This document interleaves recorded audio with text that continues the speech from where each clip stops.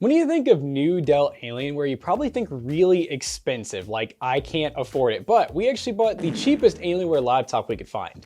And it's available on Amazon with Prime shipping for $899. Is this a good Alienware laptop, or is it gonna be bad for the price? We'll unbox it and find out after a word from today's sponsor. People like to call us the Budget Bros since we test a lot of things on a budget. Gaming PCs, peripherals, tools, you name it. And chairs are no exception. After testing more than 50, it's safe to say that today's video sponsor, ProtoArch, and their EC200 is one of our favorite budget chair options. Most budget office chairs look ergonomic, but they don't truly support long sitting. The ProtoArch EC200 comes in at under $200 and is packed full of high-impact ergonomic features at an accessible price range. Unlike other budget chair options, the EC200 has a 3D adjustable headrest, 2D adjustable lumbar support, customizable seat depth, and high-density molded foam cushion. The EC200 supports a wide range of users as well, from 5'4" to 6'3", with a weight capacity of up to 280 pounds. This makes it one of the most accommodating chairs in its class. For under $200, the EC200 offers the most meaningful adjustments I've tested. And if you're anything like me, I spend a minimum of 8 hours a day sitting when accounting for my time in the office and at home gaming, so ergonomics is super important to me. The EC200 makes long sitting comfort attainable for more people, whether they're working, gaming, or creating for hours at a time. Choosing the right chair isn't just comfort for today, it's avoiding long-term pain in the future. If you want to learn more about ProtoArch and their EC200, check out the links in the description down below. Now, let's get back to the video. All right, so Matt picked this bad boy up for $899, which honestly, I am kind of shocked to hear Alienware for under $1,000, because man, I remember like as a kid,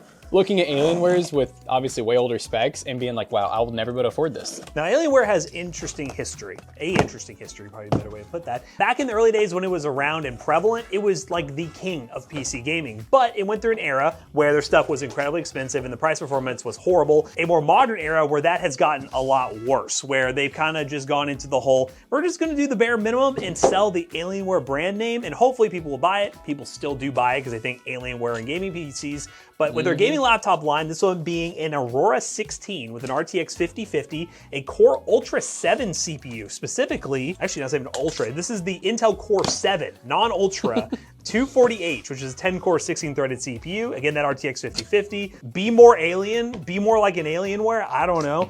16 gigs of DDR5 memory, 1 terabyte SSD, along with a very interesting choice of a display, a 16 by 10, 2560 by 1600, 120 hertz panel, which for an RTX 5050 is quite the interesting choice, which we will see throughout the benchmarks. $899 from Amazon.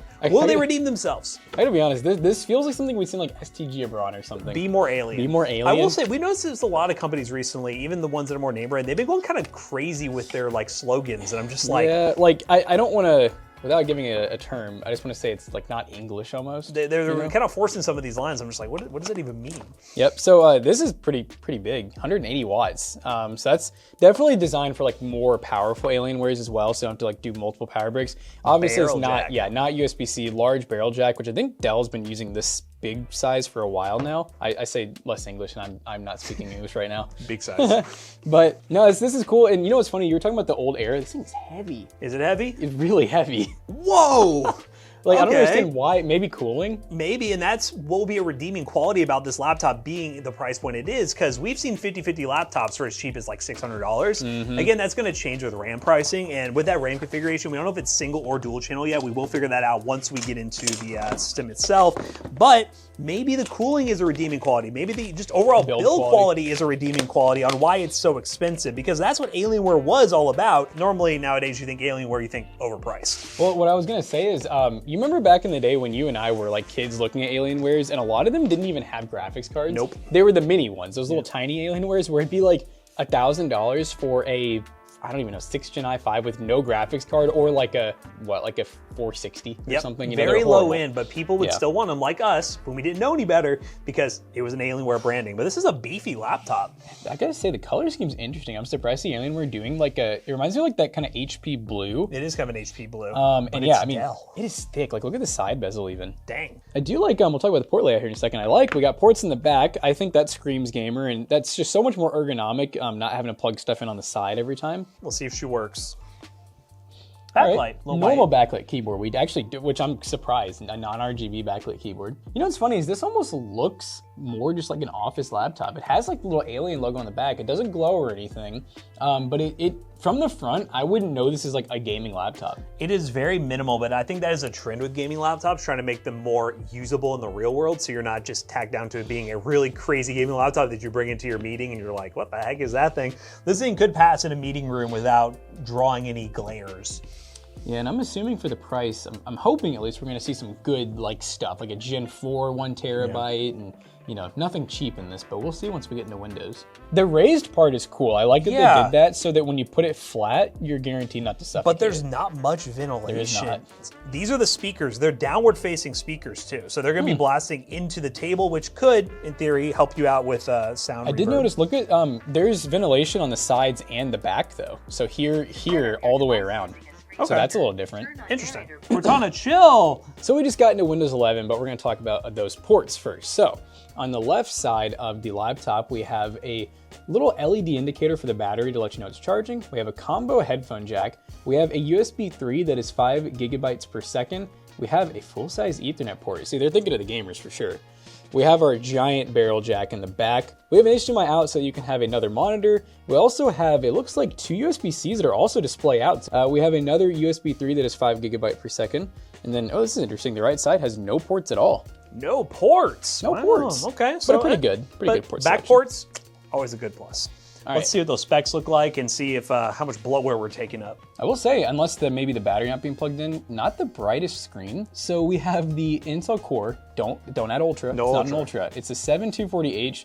I guess that's like their weird like in between, right? Yes, pretty much. Yeah. But 10 core, 16 thread. Look how much RAM we're using right now, just vibing. It's probably McAfee and Windows. Okay, so we do have dual channels, 16 gig, SODIMM, DDR5, 2 of 2, 5600 mega transfers per second. We have a, okay. Look it up. I like how it's a simple name. It's the PVC-10, 1024. And it is Gen 4. Gen 4, very nice. And then of course we have our integrated graphics, and then we have our RTX 5050 with dedicated 8 gigs of, and isn't this the one that's actually GDDR7? Yes, because why? I don't know, NVIDIA, they decided to do that. The laptop has GDDR7 while the desktop has GDDR6. We're protected, we're good to go. Ooh. What even happens when you open up McAfee? They're just gonna instantly ask for money.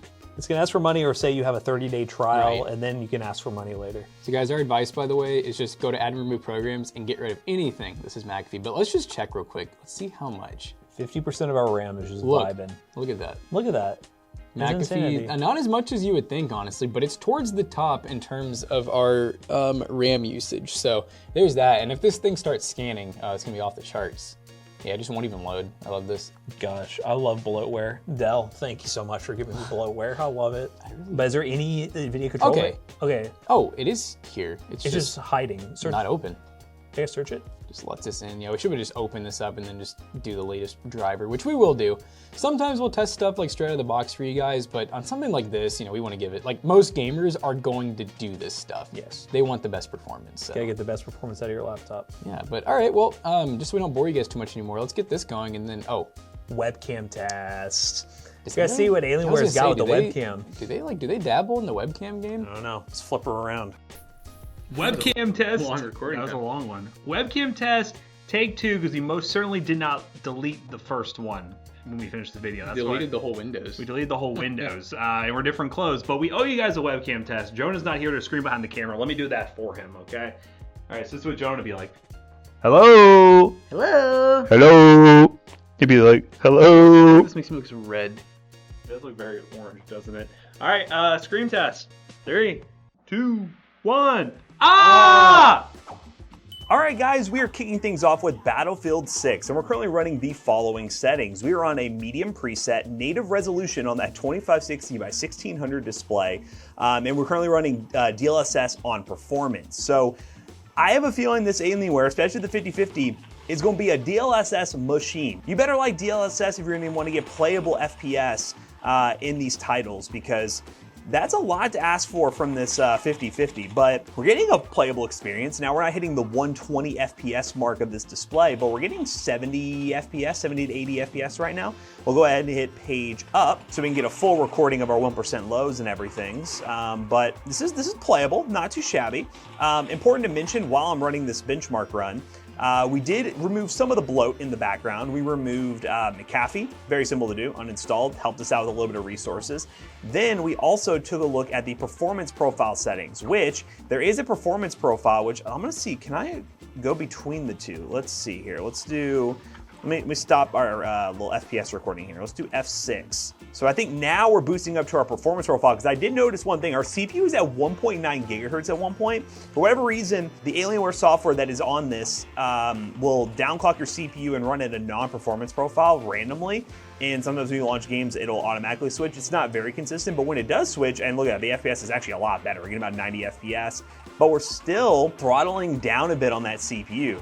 You know, we were worried about cooling, and the CPU is not really alleviating those concerns, but the Alienware Control Center allows you to optimize things a little bit. It's a pretty decent piece of software, but again, it is more stuff in the background you have to deal with. So now that I think we have the performance profile working, let's hit page up again and run through here and see if things hold up.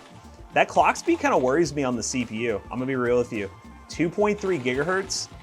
Once it's in a game like Battlefield where it's under full load, it has to run at that clock speed. Not a great look, I'll be honest with you.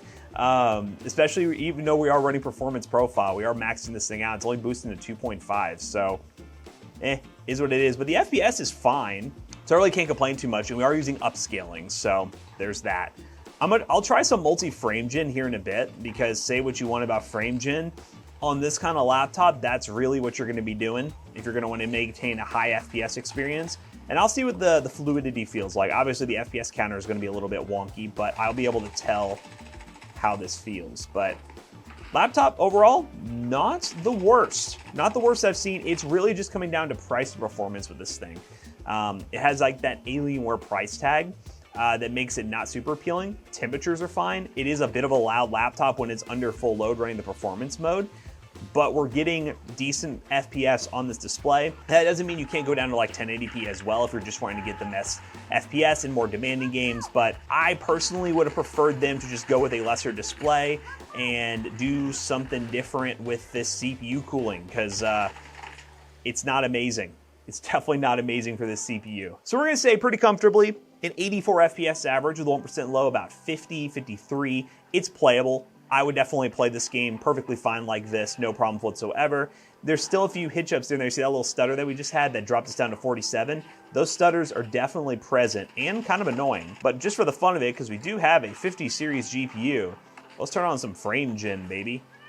If I can stay alive. Let's res all my bots. Got them.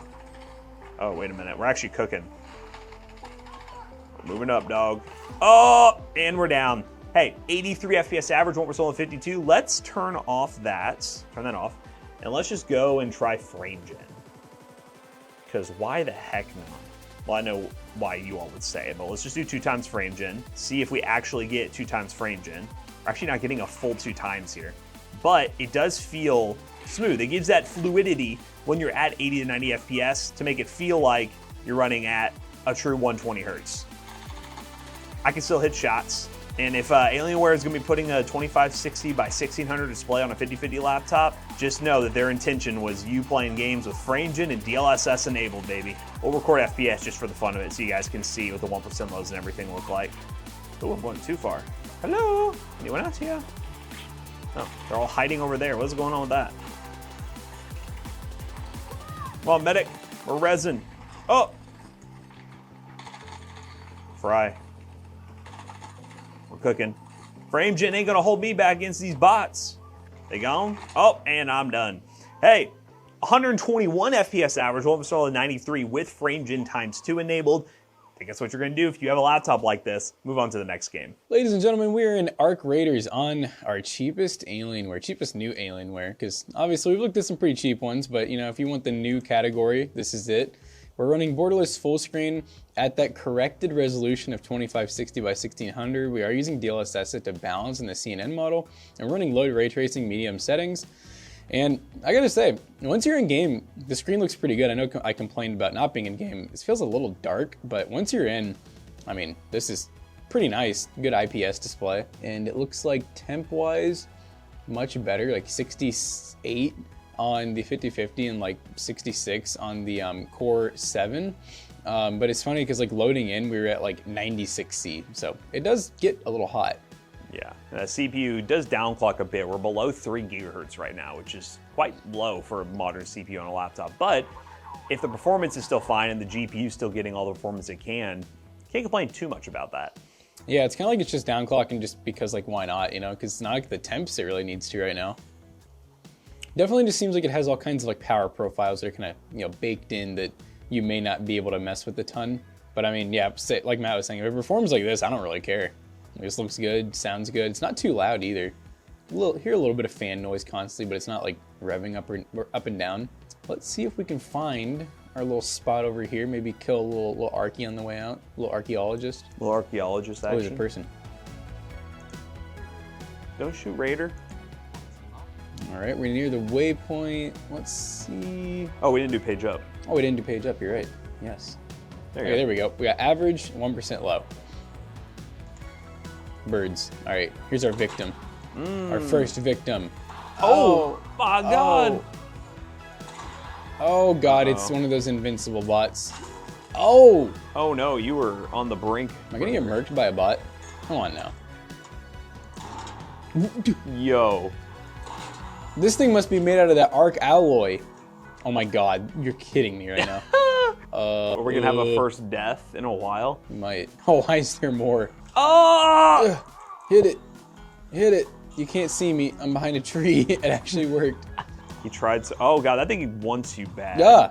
Yeah. He all tabbed. I want to roll. Oh my God, and I pinged the wrong thing. I pinged the wrong thing. Oh no, This might be the end. This is it. We're losing all the. Oh no! That's the first time I've died in a while. Oh no! You know what? We needed to switch up. Nice. All right. Well, it seems like we got an average of like 90 FPS, like 80s to 90s, and then 1% low of like 55, which is pretty good for Arc Raiders. So we're gonna do a little bit of a teardown, show you guys what the upgrade options look like, and then we'll run a couple more benchmarks. But again, premium laptop, but the display is nice, so maybe that is a good selling point for you guys at home. Let's do a teardown to wrap this video up. All right, guys, tearing down this Alienware laptop is very straightforward. All you have to do is remove all the screws on the back panel. There are 2 screws towards the hinge that do not come all the way out. They are just used to actually just compress down the edges of the shell. So you keep those in, but you unscrew all of them and then pry your way around the laptop back panel, and it comes off very easily. On the inside, you do see the NVMe slot that you can use for upgrading. Underneath this sticker right here, you can see the 2 sticks of DDR5 memory are 2 8GB sticks to get 16 gigs. You could swap this to 32 if you want to, but in this RAM market, not suggested. You can also see our main NVMe is a small NVMe, a little baby drive right here, which I guess they did, so you could use that full NVMe slot for upgrading much easier. But it's still cool to see that they are using these smaller NVMe drives that I normally see in like handheld devices. But overall, teardown very straightforward. Cooling looks adequate. I mean, this i7 did run a bit warm and it did downclock in the games we were testing, but the cooling doesn't look subpar. But now we finished our teardown, showed you guys more about this Alienware laptop. Let's come to a conclusion about this thing, because it has some good things about it, but it also is a little bit strange for the price. So we just ran a lot of tests on our Dell Alienware, the cheapest Dell Alienware that you can buy new, and kind of like the Power Brick, where I said it's made for multiple laptops, I feel like this screen is also meant to go on multiple models, maybe ones that come with like an Ultra 9 with, let's say, a 5070, because this being like larger than 1440p, very premium display, 120 hertz, it's a little strange for something like a 5050. And the performance numbers showed that you have to be really okay with DLSS and potentially even frame gen to really use this laptop display at its native resolution and have a really good gaming experience. But we did run some other games also using DLSS to show you guys what this thing is capable of with optimized settings. We ran Clair Obscur Expedition 33 on the native resolution on medium settings with DLSS set to balance. We got an average of 55 FPS with 1% low of 9. I would definitely lower those settings to get a more consistent 60 FPS experience. Silent Hill F, native resolution, medium settings with DLSS set to performance. We got an average of 118 FPS with 1% low of 78. This game really responds well with DLSS. CS2 on the native resolution on low settings. We end up with an average of 282.3 FPS with a 1% low of 119.4. And for 3D Mark Time Spy, we got a score of 9,717, which surprisingly was 9 cents per point, which is actually pretty impressive for a laptop because it comes with everything you need, and normally we're used to seeing much higher scores. So definitely actually a decent bang for buck, apparently. RTX 5050 in the laptop makes a whole lot of sense, and realistically, this laptop isn't a horrible value, but we want to hear from from you guys. What do you think of Alienware's cheapest gaming laptop? Does it compete very nicely with others on the market? Let us know in the comments down below. And as always, we hope you guys enjoyed today's video. If you did, make sure you check out our other 2 YouTube channels and also our twitch.tv/toastybros. Do not forget to like, comment, and subscribe. See you guys in the next one. Bye-bye. This Alienware right here will be for sale at PCBros.tech for a great price and a little warranty. PCBros.tech, you can buy stuff we feature here on the YouTube channel and a bunch of other stuff ready to go with good customer support and a warranty behind it. Use code ToastyBros on checkout. You will save 3% of your next purchase into our sweepstakes, guys, running through the month of January. See you guys later. Bye-bye.